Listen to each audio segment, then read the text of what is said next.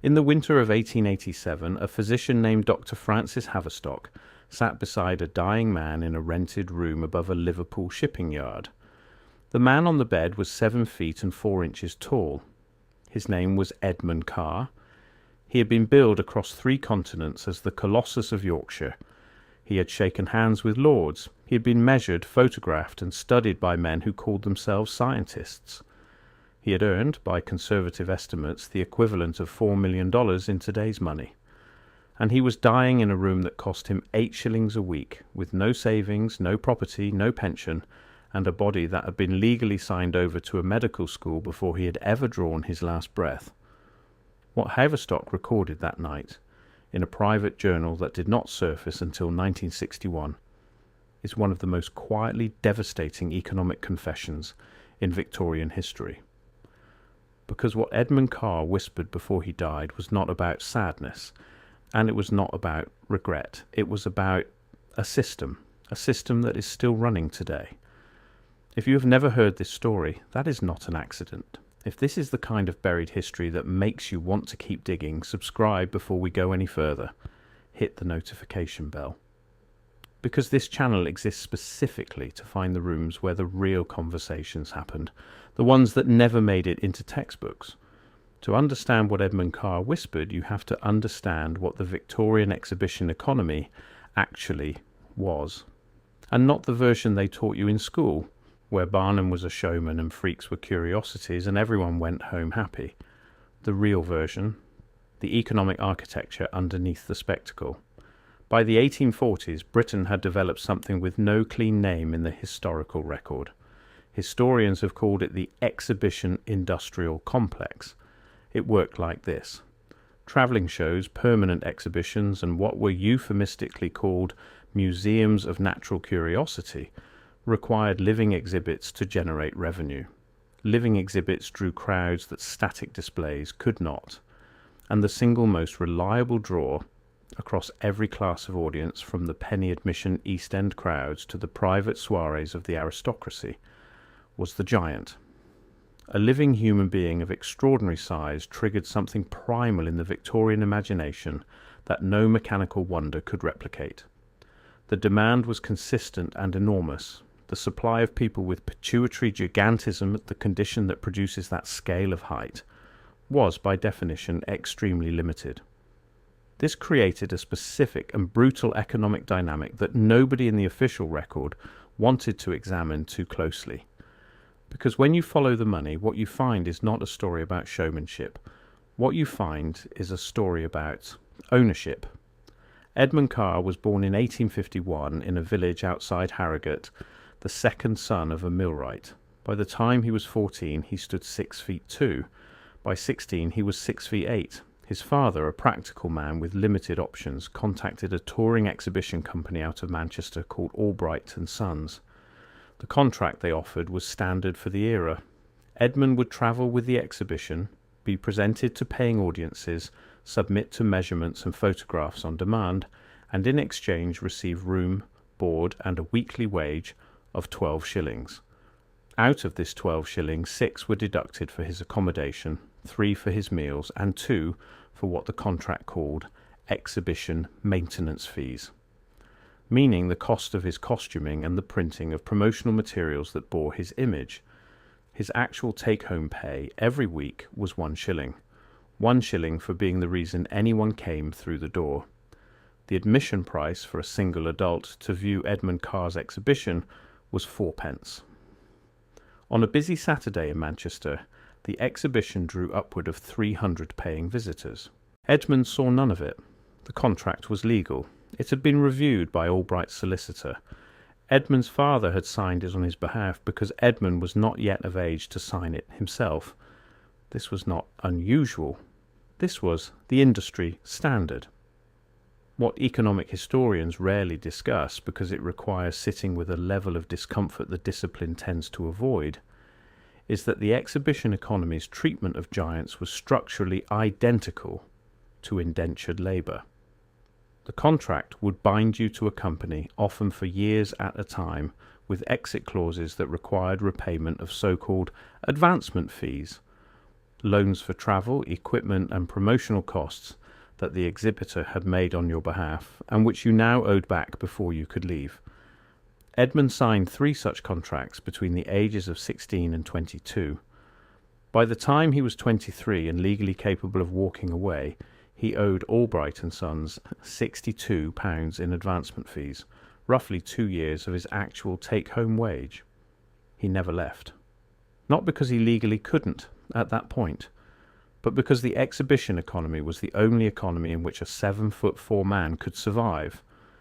The physical reality of his condition, the joint pain, the cardiac strain, the chronic headaches that are the common companions of untreated pituitary tumours, made conventional labour impossible. He could not work a field. He could not work a factory floor. The chair he needed to sit in had to be custom made. The bed he slept in required an extension bolted to the frame. He was, in the plainest economic sense, dependent on an industry that had been designed to extract maximum value from that dependency. By 1875, Edmund Carr was one of the most recognised performers in the British Isles. His image appeared on cigarette cards. A wax replica of him stood in a museum on the Strand. He had toured Ireland, Scotland, Belgium, and twice crossed to North America. He had been measured by 3 separate medical teams, each of whom published papers in journals he never read, describing his body as if it were a geological formation rather than a person. He had been photographed standing beside the Prince of Wales at a private garden party in Surrey, and the photograph had sold 80,000 copies. He received nothing from the photograph. The copyright belonged to the exhibition company that had arranged the appointment. He renegotiated his contract in 1877. He got 14 shillings a week instead of 12. It was presented to him as a victory. The medical dimension of this story is where Dr. Francis Haverstock enters. Haverstock was a physician attached to the University of Liverpool, a man of genuine scientific curiosity who had a particular interest in the endocrinological abnormalities that produce gigantism. He had lobbied for years to examine Edmund Carr in person, and in 1882 he was given access, through the exhibition company, not through Edmund, to conduct a physical examination in exchange for a small fee paid to Albright and Sons. Edmund was present for this transaction. Nobody asked him how he felt about it. The fee went to the company. Haverstock, to his credit, seems to have been troubled by this. His private journal, recovered in 1961 from his granddaughter's estate and donated to the Liverpool Medical Archive, contains an entry from the 1882 examination that reads, in part, "The subject is clearly intelligent and quite aware of the nature of our arrangement. He made no complaint, but there was in his eyes something that I recognized as the particular resignation of a man who has long since stopped expecting to be consulted about his own person." Haverstock concluded his examination, submitted his findings to the Lancet under a title that did not include Edmund's name, and returned to Liverpool. Edmund returned to the tour. What drew Haverstock back to Edmund's bedside in 1887 was not professional obligation. It was something closer to guilt. He had heard, through the informal networks of Victorian medicine, that Edmund was dying, that the cardiac complications of untreated gigantism had finally overtaken him, and he had travelled to Liverpool on his own expense to attend. He found Edmund in that 8-shilling room above the shipping yard. He found a man with no savings, no family nearby, and a pre-signed body donation agreement lodged with a medical school in Edinburgh, which Edmund had been persuaded to sign in 1879 in exchange for a lump payment of £15 to help cover a period when he had been too ill to perform. £15 for the post-mortem rights to his skeleton. The Edinburgh collection still holds him today, catalogued under a reference number. What Haverstock recorded in his journal from that final night covers 7 pages. Most of it is clinical. The progress of the cardiac key deterioration, the medications administered, the vital signs tracked through the evening. But on the 4th page there is a section set apart from the rest by a horizontal line, above which Haverstock has written simply, "What he said." Edmund Carr, in the hours before he died, talked about money. Not with bitterness, Haverstock notes, with the precision of a man who had spent decades watching an economy function and had finally run out of reasons not to say what he had observed. He said that he had made other men rich. He said he knew the numbers, that the exhibition company had earned, in the years he had travelled for them, figures he had managed to partially reconstruct from overheard conversations, dropped receipts, and the loose talk of managers who underestimated his comprehension. He said the system only worked because men like him had nowhere else to go. He said the contract was designed not to be escaped. He said the advancement fee was a chain dressed in the language of generosity. He said the medical examinations were a second income stream he had never been offered a cut of. He said the photograph with the Prince of Wales had made a man named Reginald Albright enough money to buy a house in Kensington, and that nobody had told him it was being sold. He said he was not angry. He said he just wanted someone to write it down. Haverstock wrote it down. He then apparently did very little with it. The journal was never published. The entry was not shared with medical colleagues. Haverstock lived until 1914, long enough to have done something with what Edmund told him, and he chose instead to keep it in a private record that sat in a trunk in his daughter's house for nearly half a century. Whether this was cowardice or a kind of protective instinct, an awareness that publishing the account would not help Edmund and might damage him professionally, we cannot know. What we know is that the document survived and that it sits in the Liverpool Medical Archive, cross-referenced under 2 different catalogue numbers, in a file that takes 3 separate access requests to retrieve. The broader economic story that Edmund's whisper points toward is one that Victorian capitalism was extraordinarily skilled at concealing behind the language of entertainment, curiosity, and opportunity. The exhibition economy did not present itself as an extractive system. It presented itself as a gift, a chance for people who could not participate in conventional labour markets to earn a living, to travel, to be seen, to matter. And in a narrow sense, this was true. The alternative for most exhibition performers, especially those with visible physical differences, was destitution. The system offered survival. It simply priced that survival so that the surplus value flowed entirely upward. This pattern, the extraction of enormous value from people whose options are structurally constrained, wrapped in the language of opportunity and access, did not die with the Victorian exhibition industry. It evolved. You can find its descendants in every economic arrangement that relies on a captive labour pool.